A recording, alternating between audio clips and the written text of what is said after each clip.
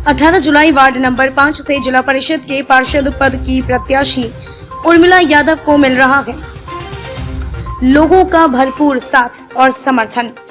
चुनाव जीतना हमारा उद्देश्य नहीं, सेवा भाव है मुख्य मुद्दा, यह कहना है उर्मिला का। नेवी में इनके पति दे चुके हैं 15 वर्ष सेवाएं।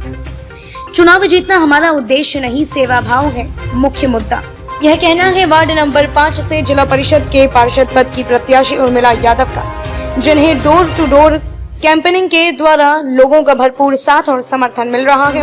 उन्होंने कहा कि वह भले ही पहली बार चुनाव लड़ रही हैं, लेकिन सिर्फ सेवा के लिए जो इनके पति 15 वर्ष नेवी में रहकर पहले ही दे चुके हैं और इसी लक्ष्य की पूर्ति के लिए वह चुनाव जीतकर लोगों के बीच जाएंगी, ऐसी इन्हें उम्मीद है। प्रत्याशी उर्मिला यादव के पति कुलजीत यादव ने भी कहा कि लेडीज वार्ड होने के कारण इनकी पत्नी चुनाव मैदान में है और यह उनके साथ है।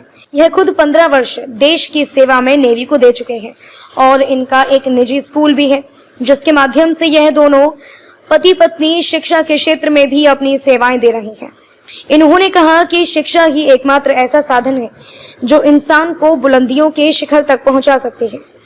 इसके अलावा चुनाव में इनके बिजली, पानी, सड़कों जैसे मुद्दों के साथ साथ महिला सुरक्षा को सुनिश्चित करना इनका मुख्य मुद्दा होगा, जिसके लिए लोगों का भरपूर समर्थन और सहयोग मिल रहा है।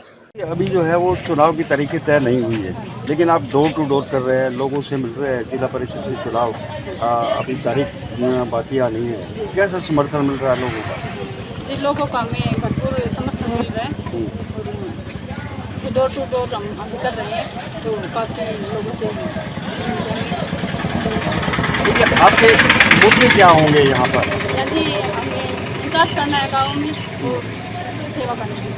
देखिए, सेवा की बात कर रहे हैं आप, आपके पति भी नेवी से पहले रिटायर हो चुके हैं। नेवी से भी हैं, हमें नेवी में भी इन्होंने सेवा दी है और अभी हमारा स्कूल भी है किड्स कैंपस, उसमें भी ये अपना सहयोग कर रहे हैं। तो जिस अपेक्षा से, जिस उम्मीद से लोग आपको वोट देंगे, तो कहीं ना कहीं चुनौतियाँ भी जरूर होंगी। उन चुनौतियों का भी मुकाबला सामने करना पड़ेगा। हम उन चुनौतियों पर खड़े होंगे, लोगों की जो उम्मीदें हैं उनको पूरा करेंगे।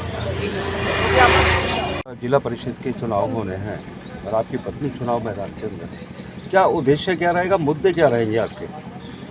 देखिए, मैं सबसे पहले आप पत्रकार बंधुओं का धन्यवाद करता हूं कि आप इतनी अच्छी कवरेज हमारे डोर टू डोर कैंपेनिंग में हमारा साथ देख के लोगों को हमारे डोर टू डोर कैंपेनिंग के बारे में अवगत करवा रहे हैं। जैसा कि आपने बताया कि आज से 2 साल पहले हमने इस चीज़ की शुरुआत की थी। हमने अपने गाँव से बुजुर्गों की अनुमति से ये चुनाव लड़ने का फैसला लिया था। अभी जैसा कि महिला सीट हो गई, तो हमने अपनी धर्मपत्नी उर्मिला यादव को मैदान में उतारने का विचार किया है। और आपको पता है, शायद पहले भी मैंने आपको बताया कि मैं 15 साल नेवी में अपनी सेवाएं दे चुका हूं।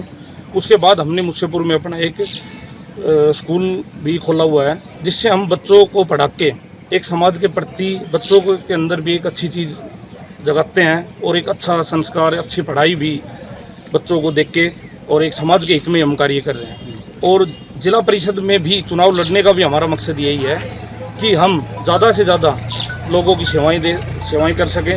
उनके जो भी उनकी समस्याएं हैं, चाहे वो विकास के मुद्दे हैं, चाहे वो पढ़ाई लिखाई के मुद्दे हैं, चाहे किस भी प्रकार की जो समस्याएं, प्रत्येक गाँव में अलग अलग तरीके की समस्याएँ हैं, हम उन समस्याओं को पूरा करके उनकी उम्मीदों पर खरा उतरेंगे। लेकिन शिक्षा आज का एक बहुत बड़ा महत्व रखता है। शिक्षा को किस प्रकार आप आगे बढ़ाएंगे, क्योंकि ग्रामीण क्षेत्र है?